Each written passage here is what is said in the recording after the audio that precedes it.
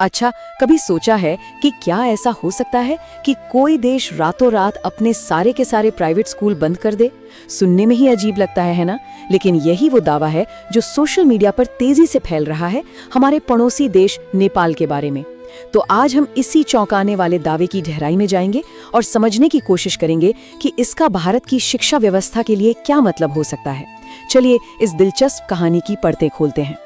ये जो बात यहाँ लिखी है ना, शिक्षा में सुधार किसी भी देश का भाग्य बदल सकता है, ये सिर्फ एक अच्छी लगने वाली लाइन नहीं है, ये एक बहुत बड़ी सच्चाई है। और इसी वजह से नेपाल से आ रही एक कथित खबर इतनी जरूरी हो जाती है।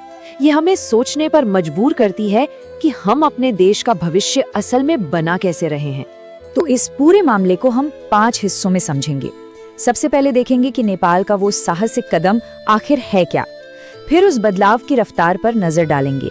इसके बाद बात भारत की होगी और कुछ मुश्किल सवाल भी होंगे। हम ये भी जानने की कोशिश करेंगे कि असली दोषी है कौन, और आखिर में एक बहुत बड़ी चुनौती पर बात करेंगे। तो चलिए शुरू करते हैं। चलिए सबसे पहले बात करते हैं नेपाल के उस साहसिक कदम की। आखिर वो क्या दावा है जिसने इतनी बड़ी बहस को जन्म दे दिया है? आइए जानते हैं। दावा भी कोई छोटा मोटा नहीं। ये है कि नेपाल की जो नई सरकार आई है उसने देश के सारे प्राइवेट स्कूलों पर ताला लगा दिया है। अब सोचिए जरा, अगर ये सच है तो ये कितना बड़ा, कितना ऐतिहासिक फैसला है। लेकिन क्या सच में ऐसा हुआ है? चलिए इस कहानी के हिसाब से आगे देखते हैं।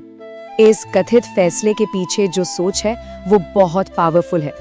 जरा सोचकर देखिए, एक ऐसी दुनिया, एक ऐसा एजुकेशन सिस्टम जहां अमीर गरीब का कोई फर्क ही ना हो, प्रधानमंत्री का बच्चा हो या एक मजदूर का, सब एक ही स्कूल में, एक ही क्लास में साथ बैठकर पढ़ें। ये बराबरी का एक कमाल का सपना है ना? लेकिन सवाल ये उठता है कि क्या इतना बड़ा बदलाव, वो भी रातों रात, क्या ये मुमकिन है? जो कहानी बताई जा रही है उसके हिसाब से तो ये सब बिजली की रफ्तार से हुआ है। आइए देखते हैं कि ये सब हुआ कैसे। जरा इस टाइमलाइन को देखिए। कहानी के मुताबिक प्रधानमंत्री बनने के सिर्फ 10 दिनों के अंदर ये सब हो गया। मतलब एक ऐसे नेता की छवि बनती है जो बातों से नहीं, सीधा एक्शन से देश बदलना चाहता है। वाकई एक बहुत साहसी लीडरशिप की मिसाल पेश करता है। ठीक है, तो नेपाल की कहानी तो हमने देख ली, लेकिन अब आते हैं असली मुद्दे पर, क्योंकि ये कहानी सिर्फ नेपाल की नहीं है। ये एक तरह से भारत के लिए एक आईना है, एक बहुत बड़ा और शायद थोड़ा चुभने वाला सवाल भी।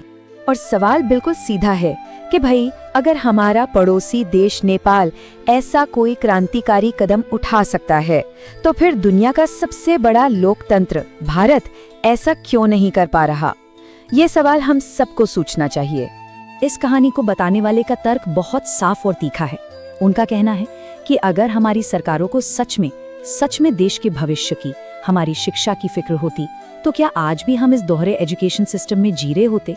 ये एक ऐसा सवाल है जिसका जवाब शायद हम सब जानते हैं। लेकिन ठहरिए, कहानी में एक बहुत बड़ा मोड़ आने वाला है। अक्सर जब भी महंगी पढ़ाई की बात होती है, हम सब मिलकर सीधा प्राइवेट स्कूलों को कोसना शुरू कर देते हैं। पर क्या वही असली विलन है, या असली गुनहगार कोई और है जो पर्दे के पीछे छिपा बैठा है? तो सवाल यही है, क्या सच में प्राइवेट स्कूल ही हैं जो इतनी ज्यादा फीस लेते हैं, या फिर हम सिर्फ लक्षण देख रहे हैं और बीमारी की जड़ तो कहीं और ही है? देखिए, कहानी के मुताबिक असली जड़ यहाँ है। भारत में एक प्राइवेट स्कूल खोलना कोई आसान काम नहीं है। सोचिए, कई एकड़ की जमीन चाहिए, एक बड़ी सी बिल्डिंग बनानी पड़ेगी, फिर अनगिनत परमिट्स और उसके ऊपर से ढेरों टैक्स। अब बताइए, जब खर्चे ही इतने ज्यादा होंगे तो फीस का बढ़ना तो तय है ना? तो मतलब असली निचोड़ ये निकलता है कि प्राइवेट स्कूल शायद प्रॉब्लम है ही नहीं, वो तो इस पूरे बीमार सिस्टम का एक नतीजा है। उनको महंगा और बिजनेस जैसा बनाने के लिए मजबूर कौन कर रहा है? हमारी अपनी सरकारी नीतियां और ये उलझे हुए नियम। तो इसीलिए अगली बार जब महंगी फीस की शिकायत मन में आए तो उंगली स्कूल पर नहीं बल्कि सरकार पर उठनी चाहिए। सवाल स्कूल से नहीं, सवाल उन लोगों से पूछने चाहिए जिन्होंने ये सिस्टम बनाया है। तो फिर सवाल उठता है कि आगे का रास्ता क्या है? क्या इसका कोई हल है? कहानी बताने वाले के मुताबिक हाँ, हल है, और वो हमारे सामने कुछ बहुत ठोस कदम रखते हैं। देखिए, समाधान बहुत सीधा साधा है। पहली बात, 12वीं तक पूरे देश में एक जैसी पढ़ाई हो, एक देश, एक सिलेबस, एक किताब। और हाँ, ये बदलाव स्कूलों को कोसने से नहीं आएगा। ये तब आएगा जब नागरिक के तौर पर जागकर अपने नेताओं से नए और बेहतर कानून बनाने की मांग की जाएगी। और हम इस पूरे विश्लेषण को उसी आखिरी और सबसे तीखे सवाल पर खत्म करते हैं। ये सवाल सिर्फ सरकार से नहीं, हम सब से है कि जब मैकॉले ने भारत की शिक्षा पद्धति को बर्बाद कर दिया तो उसे आबाद करने का क्या प्रयास किया गया। मतलब अगर हम मानते हैं कि हमारे एजुकेशन सिस्टम में कोई कमी है तो उसे ठीक करने के लिए कौन से ठोस कदम उठाए गए हैं।